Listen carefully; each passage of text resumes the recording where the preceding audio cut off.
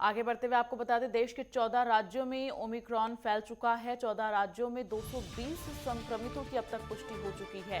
केंद्र ने राज्य को एडवाइजरी जारी कर दी है। ओमिक्रॉन डेल्टा से 3 गुना ज्यादा संक्रामक है, ये केंद्र का कहना है। राज्यों को वॉर रूम एक्टिव करने की सलाह भी दी गई है।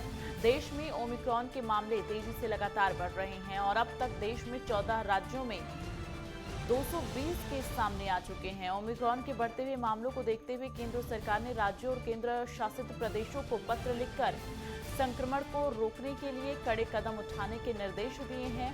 पत्र में केंद्र ने ओमिक्रॉन को डेल्टा से 3 गुना ज्यादा संक्रामक बताया है। इसके साथ ही वॉर रूम एक्टिव करने की सलाह केंद्र की तरफ से सभी राज्यों को दी गई है।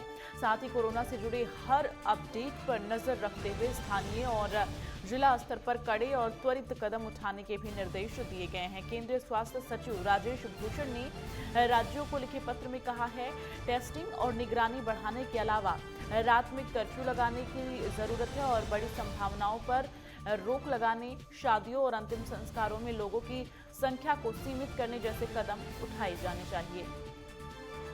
तो केंद्रीय सचिव ने अपने पत्र में जिला स्तर पर कंटेनमेंट जोन बनाने, कंटेनमेंट जोन की सीमा तय करने, केसों की लगातार समीक्षा करने, अस्पतालों में सुविधाएं बढ़ाने जैसे जरूरी कदमों को उठाने की सलाह दी है। केंद्र ने अपने पत्र में कहा है कि इस तरह की रणनीति से राज्य के बाकी हिस्सों में संक्रमण फैलने से पहले ही स्थानीय स्तर पर काबू में हो जाएगा।